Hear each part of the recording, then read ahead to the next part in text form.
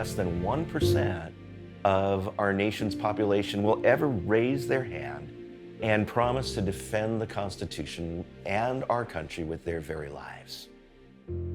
When I was in high school, we're getting ready to graduate, and the shop teacher asked us to write down what we wanted to do. I wrote down I wanted to join the Army.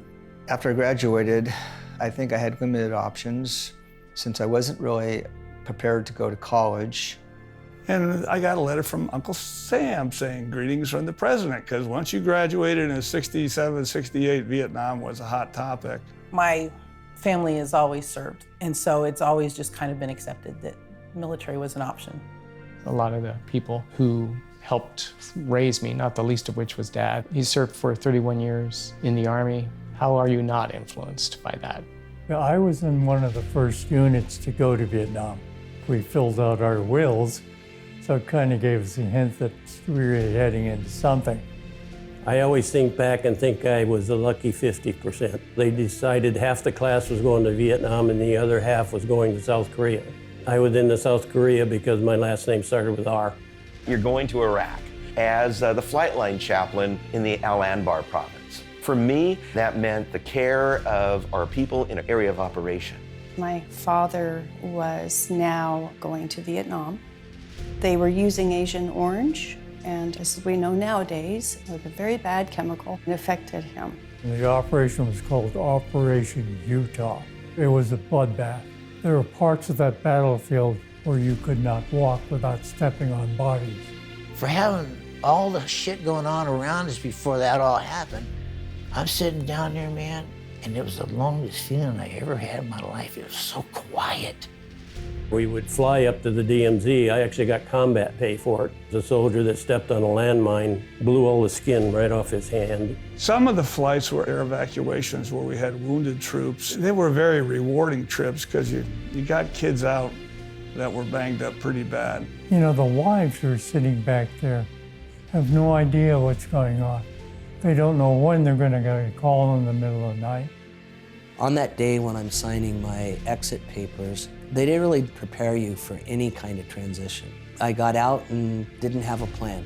And especially people leaving Vietnam was incredibly, incredibly hard. When my father came home, he was spit upon and called baby killer. When two countries go to war, you don't have any winners. Everyone's a loser. And when they do come back, they need help. PTSD is a very real phenomenon.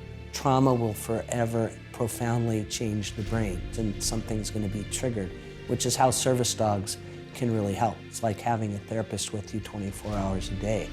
When I was 10 and that pain that I was going through, trying to understand what was happening to my dad, I went to the horses and I was thinking how maybe those horses could help those veterans in the same manner. I kept telling the city that I want to build a monument downtown. I didn't want people to forget about these men. I said, I'm not just doing it for the Vietnam guys, I got to do it for everybody.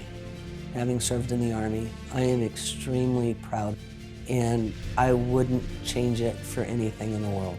It was exciting and scary and sometimes dark. So I'm glad I did it, and I really feel lucky I survived it. Freedom is not free. Somebody has to fight for that. Somebody has to give up their life for that. I think that being a veteran is a really honorable and hard emblem to hold on to. And with vets, it's just a celebration of we're still here. We can share stories with one another without fear of judgment.